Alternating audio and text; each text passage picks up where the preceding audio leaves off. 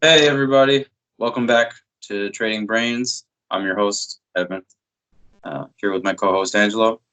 What's Uh, up, guys? yeah, I'm back from Berlin. I had to go for some training. I recently joined a new company, still working full time, and I'm ready. Back here, I mean, I guess for most of you, it doesn't really change because we did create a backlog for the weeks that I wasn't available, but just letting you know what's going on. And today, we're going to talk about foot golf again. It's kind of a recurring theme here in our podcast, and Angelo has some news for us, new developments in the world of foot golf. So, without further ado, Angelo, please inform us. Yeah, thank you for the introduction. So the main topic is about Footgolf, of course, and a couple of developments happening over the course of this year since it ended around like November to now, especially with the American Footgolf League. Now they split it up for the Premier League for like more professional, more competitive people that wants to play into the sport and trying to make it into the U.S. national team Mm. because the end of this year in September, there's a World Cup in Japan, so people are trying to make it for the American national team and trying to compete. And as of right now, the American national team won it in 2016 and 2018 he had won it as well. They came in bronze, and then now they're trying to be at least top three and trying to compete and make it well known for them.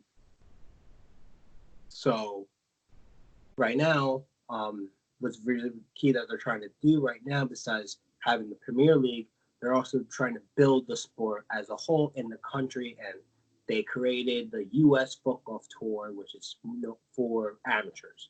So people who are just started to play or just hearing about it, like, oh, how do I get involved, and can I play locally? So this whole point of it, and they just hired a new director, Brian J. Graham, which um, right now is like who, but um, he got hired for a reason. But before I go into him, the tour, I feel like that's important to having that amateur tour is to bring up the development to new people who are interested, but they don't know how to start, and they don't want to put that money in just yet. Like I wish that this So they had want this to make I it was playing it. Huh? they want to make it more accessible to Yeah, people who want to get into it. Yeah. yeah. Instead of so the closest tournament is like in Maryland or New Jersey, Hmm. trying to play in New York and trying to play like instead of being like a 30-minute drive, like basically instead of having 2 hour, 3 hour drive minimum, have it 30 minutes for some people or an hour minimum without leaving the state and trying to keep it within the states. And I think that's be really well for the country as a whole because you could do each state has their own game, like state games, which now they have been, and now it's about eight as of right now, and they still haven't have one in New York, but it's only time. You know what I mean? The sport's growing and it's great. But now I want to talk about the new director for the U.S. Football Tour, and his name is Brian J. Graham, and he developed and helped out the professional disc golf um, to where it is today, and as well as National Barrel Horse Association. Still don't know what that is. I do want to look into it, but more in the basically of the disc golf, which he basically helped to build that um, from 2007 to 2016. So he had been building it for almost a decade and helped it by tripling the numbers and quadruple the disc golf center throughout the country. So Disc like you golf. got disc golf, yeah, like you throw a disc into like a metal cage in a sense, Okay. like frisbee golf. So it's like can jam. Yes, but on a golf course. Okay. Um, so that legit grew. Now they have their national tour as well as 40 countries and a world champion event now. Hmm. So after him, he already knows how to build. a golf tour just like that into the States. So now trying to build Footgolf to basically that on the amateur side. And I think that's going to grow a lot of people just to come out of the woodwork to be like who are interested, but they don't have that capital to make that jump into from New York to California, New York to Florida. Like myself, like I would like to go to Florida as well as Tennessee, Cali. There's a couple of tournaments that I will go into a little bit later that I want to play. So I think that, and then that schedule is going to come out in 2020 in spring. So the next thing is that I want to talk about is the Premier Tour, which I like it. They change it up a little bit better on the locations. They're more spread out, but they're more precise with the points. And they're kind of like leveled out. Like there's not many smaller tournaments. Now they're only like bigger tournaments. Like you care about the most because each of the rankings matters to make it into the American national team. And that's what all matters. All these players that want to play. I think there's 100 people who already have signed up already. And they're all trying to fight for 20 spots. So the people who are playing in the Premier Leagues, they'll do a tournament, and then people who are in the top 20 go to play the American National? Yes, for the World Cup in September, yeah. Oh, okay. So the first tournament is coming the end of February, and that's in Nevada. Mm-hmm. And they're playing 2 different courses, which is kind of weird because you can't, like, you could practice on one and then your game plan how it is for the rest of the tournament. It's kind of hard because you're only playing it once. So it's a do and die situation. You can't mess. So besides that one, that's the only one tournament. That's the first tournament. And I think it's pretty cool because it's 2 different golf courses. So you have to play your A game on both times because you only have one shot. It's one day. It's not 2 rounds, 3 rounds. You only have 1 round to prove it. And then in April, they have smaller tournament in California because that's where they're based at.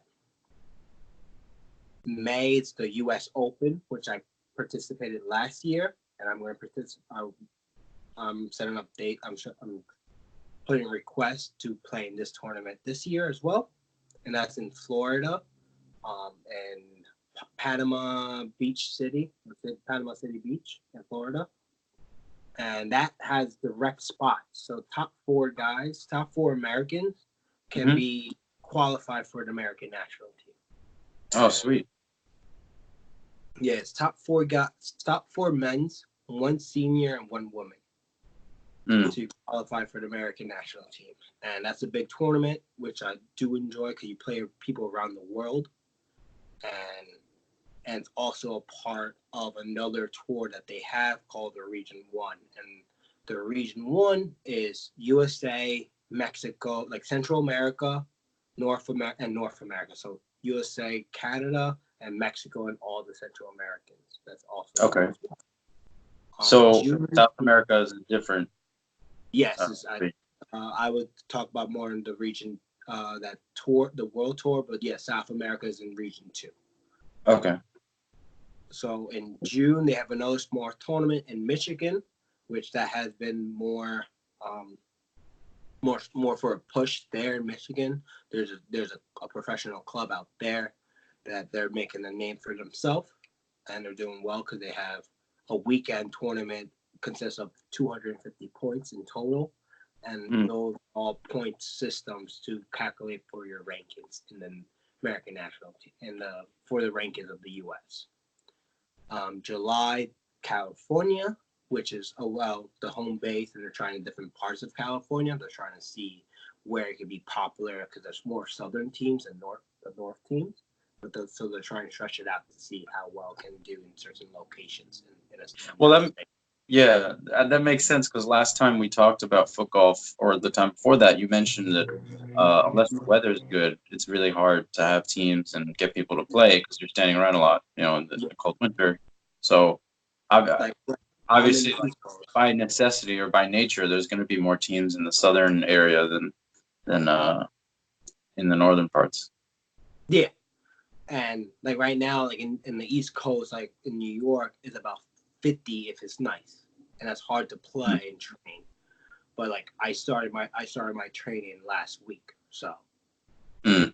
I'm going weekly for whoever's interested. Message here, and we'll go from there as well. And I'll direct you how to get involved. And in August, there's a big tournament in Tennessee, which is they have another professional club in Memphis, and they're making a name. They have about eight group of guys and girls that want to play and compete, and for their team club tournaments.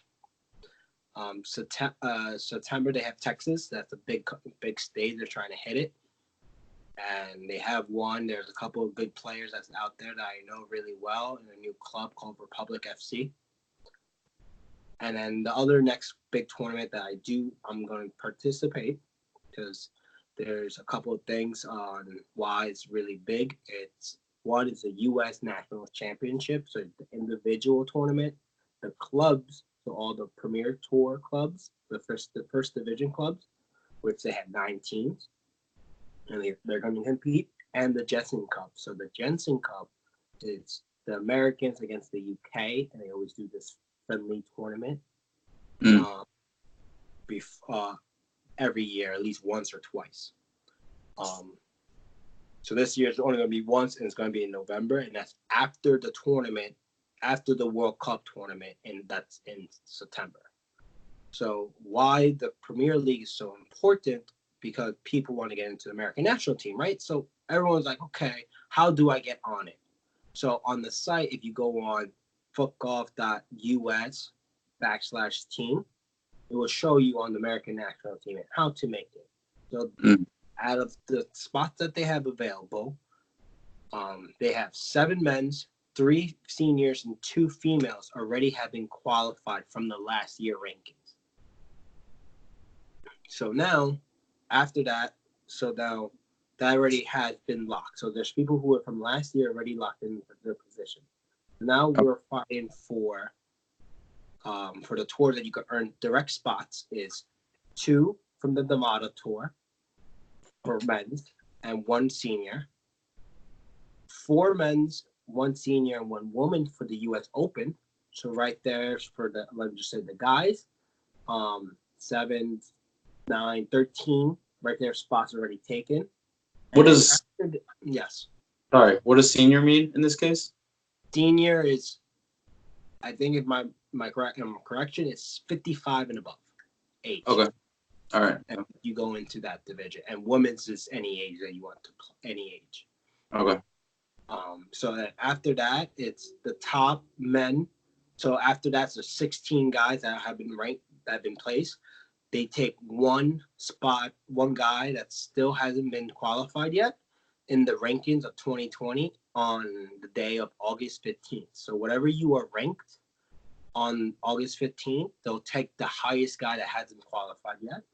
And then if you do any Region 1 tournament, which anywhere, and you do any tournaments in Mexico, U.S., Canada, Honduras, Costa Rica, any of those countries that has tournaments, they'll take 3 guys, 3 men's and 1 senior from there, and 1 female. No female, scratch that. And then the extra, so they have an extra spot, they'll take 10 guys, 5 seniors, and 3 females extra from the World Tour ranking. So whoever's left over. So from that, right there is 7, 13, 14, 17, 27 extra spots. If I have that all counted right, it's 27 that they are taking to the World Cup. So hopefully I can be one of them and try to represent the American national team and go to Japan. And all U.S. will be invited to play, and then it's all voluntary. So I know there's some reimbursement, but that's all depends on how. Right. Yeah.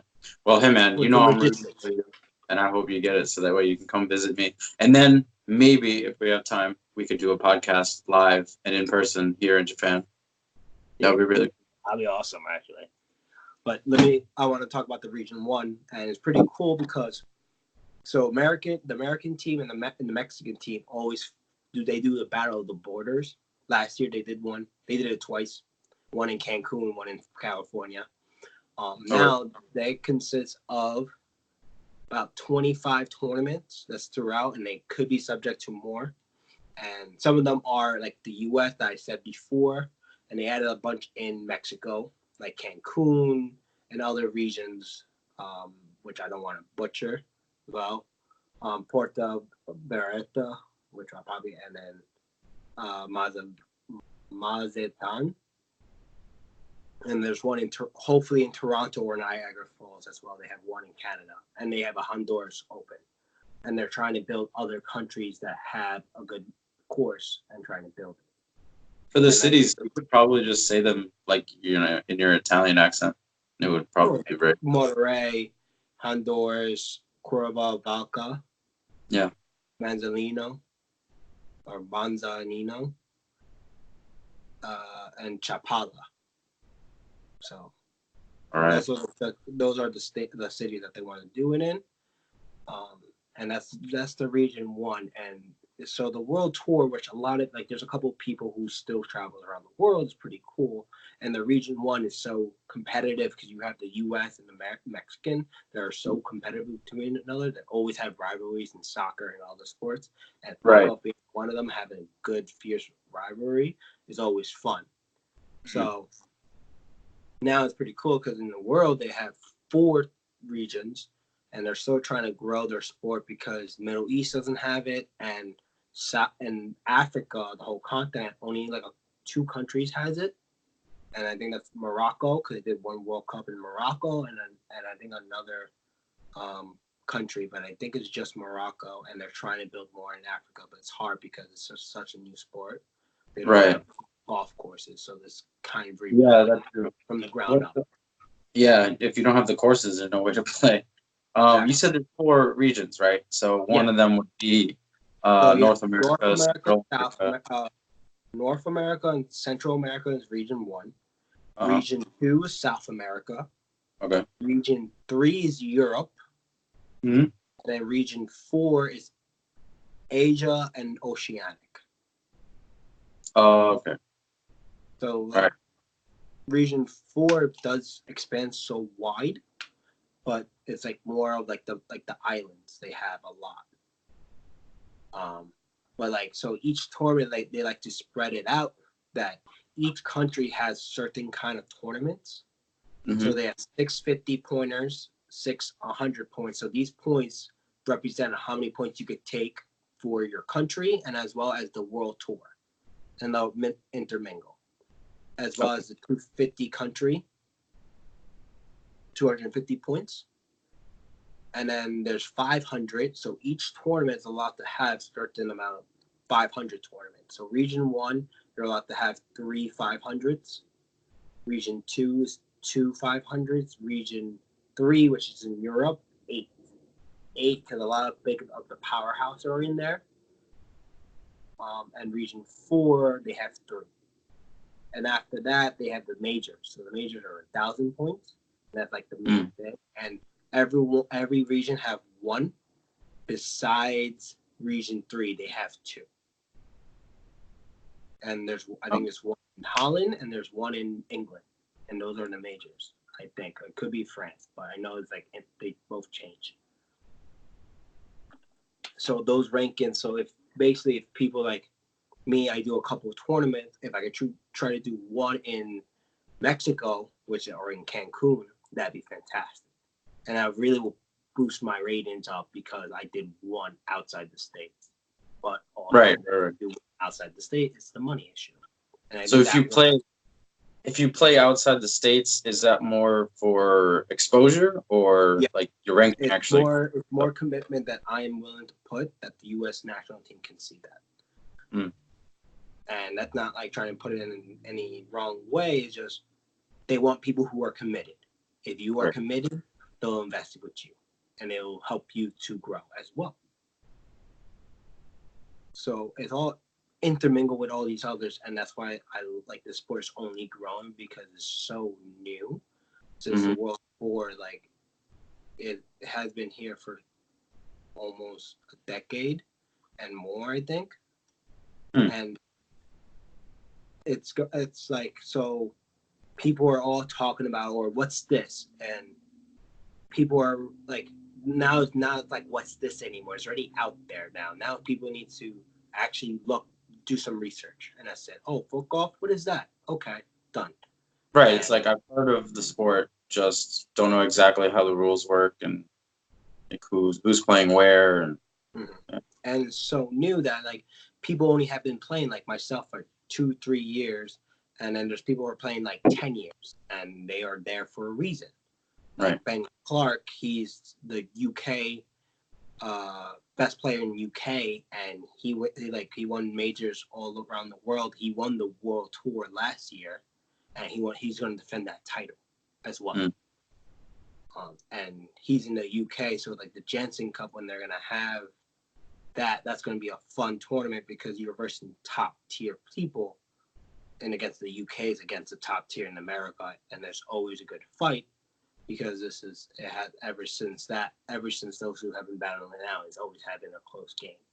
Yeah. And they're always looking for revenge on one another.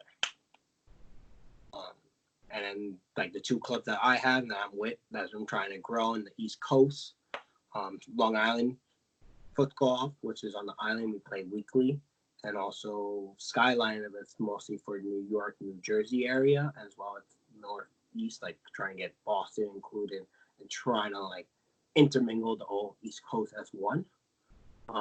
And that I really want to have that, because if the East Coast can grow, more tournaments can come this way, which will promote a little bit more traction, because it's here and people can see it a lot more, because there's state games that's happening throughout the states, throughout the countries, and the only open that we have here is in Massachusetts, by Boston. So cool, but like after that, it's if people want to do the state game, which I feel like the state games can be fun. Is they have one in Cali, one in Florida, one in Iowa, one in Massachusetts, Michigan, Nebraska, Ohio, and Oregon. So those are like the only state games that they have, which 8. And last year it was only like, I think 3 or 4, so doubled within the year. Hopefully that it can grow even more about the sport, because the Olympics is going to be happening, and I think that's when the World Cup is happening, during the Olympics. So they're trying to see how much engagement can they get during roughly the same time between or it's after the Olympics, because the Olympics in the summertime, so it's going to be after, because it's in September, and trying to see how it is between the two. Yeah, the Olympics are going to end in August, actually. So like towards the end. So yeah. So, and I can't wait for how this whole year is going to be planned out, because you have the amateur tour, and the amateur tour is going to come out in spring. So people stay tuned for whoever's listening and look up and they want to understand, and as well as people who are interested and they want to know, look up where you can find your closest course to you. In any country, you always can find something. Japan is a course. They're having a World Cup in Japan now, and there's 2 on the island. There's a bunch in New Jersey, and also upstate New York as well. Yeah, well, especially if you're in the U.S., like it can't be too hard to find a local league, or a local bunch of people who are trying to play. So. Yeah, and if not, make one, and that's what I'm doing as of right now where I'm at. So it's baby steps, and it's always going to grow. And people are just trying to get on the high horse now before it gets too packed. And I might be shooting smoke right now, which is fine, but I know it's going to catch. So yeah, I mean, you believe in it, so yeah, I believe in it, and that's people have to will believe in it in the near future, and that's what I have to end off with like that. Okay, well, thanks for the update, man. That was informative, telling us about what's to come, and the World Cup coming soon. I'm looking forward to seeing that. And as always, listeners, thanks for joining us, and we'll revisit Footgolf again in the future, maybe after a couple other different episodes. Of course. Just go subscribe us, see what we want to talk about. What about this topic again? Give us a follow. Subscribe to this button. Give us a follow on Instagram, Training Brains. And the other 2 Footgolf that I have, Long Island Footgolf, Skyline Footgolf, and also TikTok. TikTok, I have one that I just post about the content of Footgolf as a whole. Talk about different rules, talk about how you hit and all that stuff on TikTok. It's amessy9. Yeah, and we have a Facebook page that we pretty much post up about all of the episodes. It's facebook.com/tradingbrains. You can just access it very easily from there. And, just ask us any questions about the show, especially if you have content suggestions or, commenting on whatever it is we talked about. We really like to engage with our listeners. And, thanks for being here. Perfect. And on that note, let's end the show. All right. Thanks, guys. See you next week. Yeah, next week.